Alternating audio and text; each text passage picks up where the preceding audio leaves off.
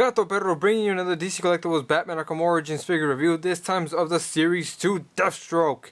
I feel very lucky to have this figure. Finally, I was able to get it at my comic book store, but immediately in packaging I can see his elbows bent backwards the other way, and it seems like there's a little bit of a gap between the bicep. So that might be a problem. Hopefully that won't be an issue when I get him out of packaging. But here he is looking all cool inside of it in the basic packaging. Nothing on the side as always, so it looks really cool. And Batman up at the top where it's kind of sticking out. There's no regular. On the back we just have the regular, as always, figures under the line. All 5 of them. And I have reviewed Firefly and Killer Croc. So let's get Deathstroke out of his packaging. Alright, so this Deathstroke comes loaded with a bunch of accessories that are visible in the game, or at least shown. And they're absolutely great, but does make me question why they didn't include accessories like batarangs and grappling hooks with the original Batman from Series 1. But either way, this Deathstroke is absolutely terrific and awesome. Definitely captures the look of the game. Minus the lighter metallic blue that they used. I do remember the game being a little bit darker. Even on the Mattel one, it had a bit more accurate colors, but that does not take away from the detail they've been able to put. This Deathstroke, just like the rest of the line, is absolutely awesome. Let's start with the face. Then it definitely looks like the game. You can see his one good eye is painted really well. You can see his one green.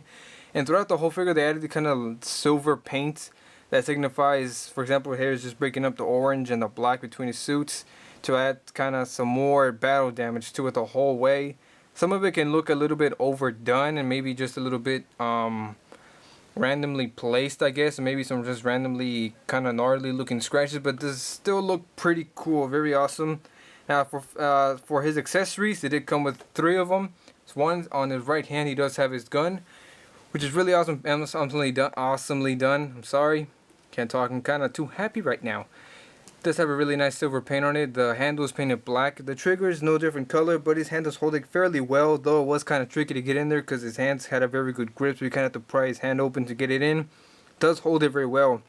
And speaking of the gun, unlike the Mattel one, this one can be put into his holster, and it doesn't have the weird peg sticking out the side. So once Mr. Gato gets out of his hand, you can see on the side he does have a holster, and it's actually very gummy. You can squish it into, you can just kind of touch it right there. It's kind of squishy. No real paint detail on the buckles or any straps, but you can place it inside. It does fit fairly well.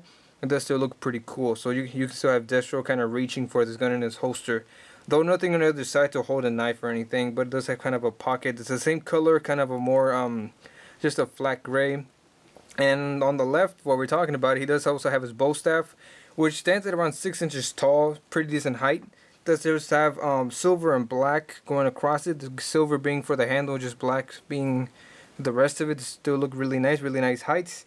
It's not all bendy, it's actually pretty well, it's a harder plastic, so it won't bend all over the place. And speaking of bendy stuff, the Mattel one that actually did feature the sword was very bendy. This one is very well done. As you can see on the back, he does have his sheath or his sword holder, I guess. It's very well done. It doesn't exactly come off. It's not like it unglued from place or anything, so it's very well done. And it has his silver studs on the side painted also. And we have the sword. Looks really awesome. Though the one thing that is missing, the Mattel one had the orange details that kind of made it look more like a Deathstroke sword. It kind of did have some details on the handle, but still very nice. Again, it's a harder plastic, it's not all bendy, so definitely looks like more like an adult collectible in my opinion. So it looks really cool. I want to point out that they actually sculpted the handle. Oh yeah, sorry. They did sculpt the handle. It looks like it has some kind of a chainmail pattern, maybe. Still looks really awesome. You can fit it into the sheath. Oh, I knocked the camera over. You can fit it in there very well. In the back we also have his ponytails. I don't know what to call that. Those things on the back of his mask. They aren't posable or anything, but they are there. They're both orange. We kind of wish they would have been posable. You could have had some cool stuff going on with wind. Here we have his left side, his right side. His right side of his shoulder does have some kind of extra not canisters, but like bullets, and also across the shoulder and the chest he has this cool strap that goes across and actually connects to the belt, which also has some really nice paint detail. It does have some kind of wash in between it. It looks like it's just black and then they put kind of like silver paint over it. Looks really awesome. The orange, the gloves, everything looks really awesome on this. They even had the buckles and everything painted, so very cool. Really happy with this figure. So for the articulation, his head is on a joint, so it'll kind of go up and down more than back or up. His arms do go out that much to where the shoulder pads are restricted. It does have a bend at the elbow, bicep. And speaking of that, I didn't have a problem with it, though I do feel like it's more loose than the right side. And he does have a hinge at the arm, unlike the Batman who kind of had a ball joints. And it does swivels at the side. His ab crunch works fairly well, though I do get scared moving sometimes. Moves this far forward, looks really good. A bit more than Batman, I think. I don't know, I have to remind myself. He does move side to side, and it kind of has a Play Arts Kai-like move to it. It kind of goes side to side and up and down.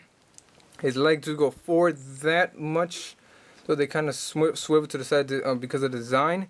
And speaking of that, I think the reason why this leg doesn't go as much out is because of the belts. Probably hinders it right around here. You can see it's a very loose piece. And his leg will go out around that until it bumps into the armor.